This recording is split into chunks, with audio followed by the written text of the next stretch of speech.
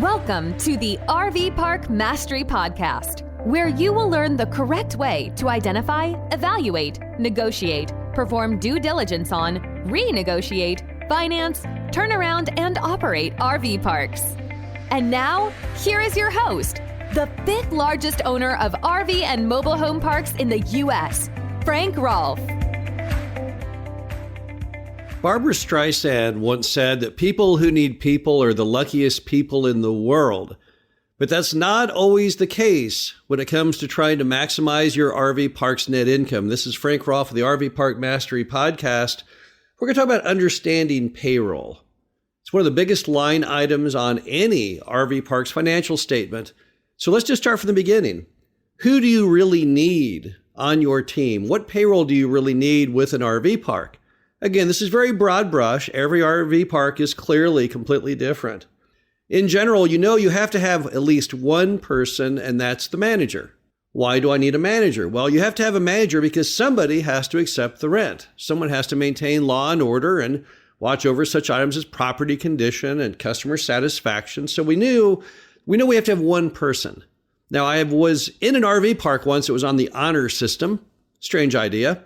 You basically put money in a slot on the honor system because there was no active manager on duty. But if you really think about that, that's so inefficient. I'm sure people were cheating. I'm sure that problems popped up from time to time and went unnoticed since you didn't know who to talk to.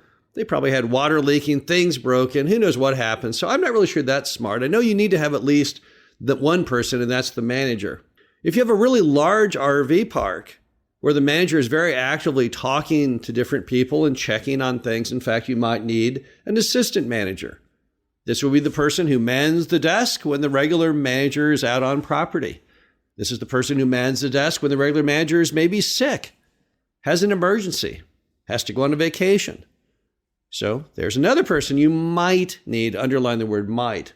And then there's a third person that you might, underline the word might need, and that's a maintenance person. If your park has a lot of amenities, if it has a pool and shuffleboard and volleyball and all these different items to maintain, and you got your regular mowing that you need to do, then that might be a third person. But you sure don't need a team of 8 or 10 or 12.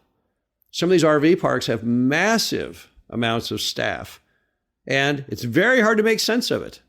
One good way to bring that to a head would be to do a timesheet to see what people do. Do a timesheet for a week and see what they're doing, and then see if it's really worthwhile duties that they are doing, or if you couldn't cut down on the people and still get the same amount that's done. Before we even begin that process, one question would be, how long do I need them for? Is this a seasonal property or is this year-round? So if it's a seasonal property, then clearly you're not going to need people year-round if you're closed 6 months of the year.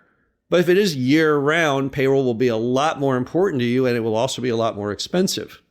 There's a lot of rules to follow when it comes to people and hiring and managing and firing people today.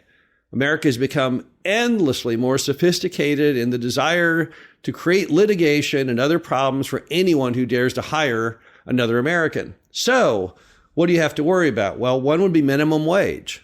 If you're going to pay whoever you're hiring at your RV park to do a task, you have to make sure that when you get done with it, that you pay them at least the minimum amount per hour required in your state. So you've got to have a good handle on the minimum wage law. That's a really important one. And then you have to understand all of the federal and state laws regarding just employees in general. What do you have to do? Do I have to put up a poster somewhere? You probably do. Are there steps I have to take before I can fire someone? Yeah, probably so. Are there dispute resolution requirements? Yes, I'm sure there probably are. So you need to know all of these laws. Don't even think about hiring somebody till you know what the rules of engagement are. Also, you have to decide whether this person will be salaried or hourly.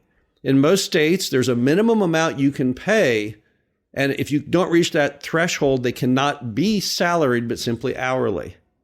So understand the laws in your state between hourly and salary, and also make sure you have the proper insurance for the liability risk of having someone. Just even one person can definitely be a time bomb of liability if that person is not working in your best interests or that of the RV park. So make sure you have all the correct insurances on that person, such things as workman's comp and liability and even EPLI. Ask your agent what you need and make sure you have the right amount of insurance to go with that. Now, what percent of revenue should your payroll be with an RV park? Well, it's a wide range. In general, it's typically around 5% to 10% of gross. That's pretty normal. And we know the expense rate of an RV park is typically around 40 to 50%.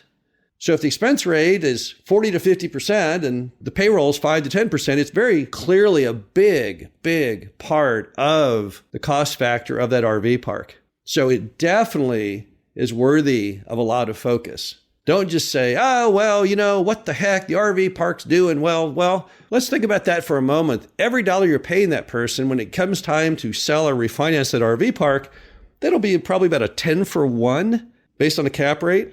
So if I have someone, I don't really need them, and they cost $20,000 a year, well, that's probably going to cost you about $200,000 or more of value when you sell or refinance. So even the lowliest employee, you really got to think, do I really need that person? Because the impact to you is more than just what you pay them. There's a whole bigger judgment day coming when you refi or you sell it. And payroll is often a really big opportunity in many RV parks. Why? Well, because a lot of moms and pops over the years, they start hiring their friends and their relatives, literally. And they have these people that hang around on payroll. They don't actually contribute to the business. They often don't even have a role, and frequently they don't even show up. It's just basically dead weight. Now, mom and pop may be okay paying these people because they think, well, I'd have to subsidize them anyway, and at least this way I can kind of write it off. But you are not in that position. These are not your friends and family members. So if you walk into an RV park and it's got a huge percent of the revenue on payroll, 20, 30%, you should know on the front end that that is going to be part of your turnaround program. Here is something where you can really impart some serious value. And one thing that's really positive when you have payroll issues, when you're buying the RV park, is you can fix it immediately. This is not something that takes years to enact. This is not something with some kind of large CapEx cost to reap the harvest later. In this case, based on your laws, and again, you have to know the laws, but following the law to the letter, and if you get rid of these people, that will definitely really enhance your bottom line. I've seen some amazingly large payrolls at some RV parks, hundreds of thousands of dollars. People were completely not needed, and all the new buyer had to do is simply let those people go.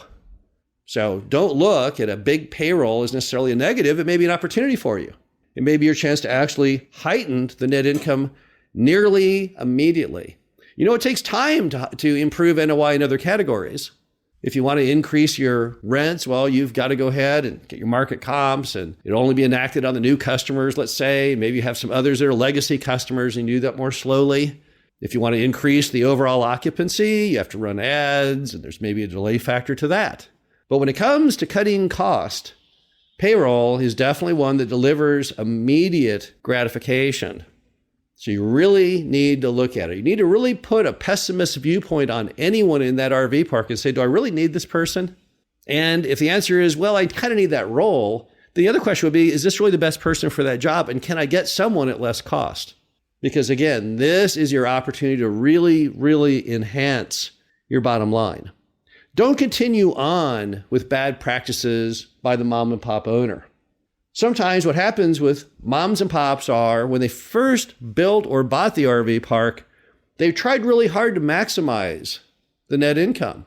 But over the years, they lost their way, or maybe their priorities simply changed.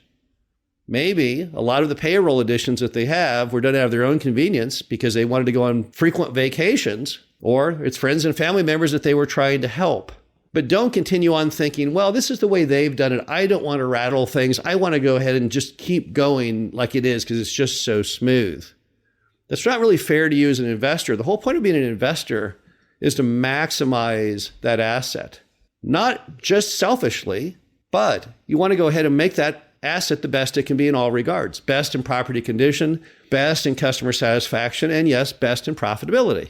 It only makes sense. That's why you bought it. You're an investor, and investing should be important to you. And having people around on payroll that don't need to be there or who are too highly overpaid, just not a great thing. One final item on payroll is a lot of people who buy RV parks, they buy them and realize that one of the benefits of owning it is they can actually make themselves the manager. They can self-manage that RV park. Many of the largest RV parks in America are self-managed. There's certainly nothing wrong with that. This may be another chance to really boost your profitability by making yourself the only employee. And by saving that cost, it can make all the difference in the world. This is Frank Rolfe, the RV Park Mastery Podcast. Hope you enjoyed this and talk to you again soon. Thank you for listening to the RV Park Mastery Podcast. Be sure to visit us at www.rvparkmastery.com, where you can learn the correct way to identify, evaluate, negotiate, perform due diligence on, renegotiate, finance, turn around, and operate in RV parks.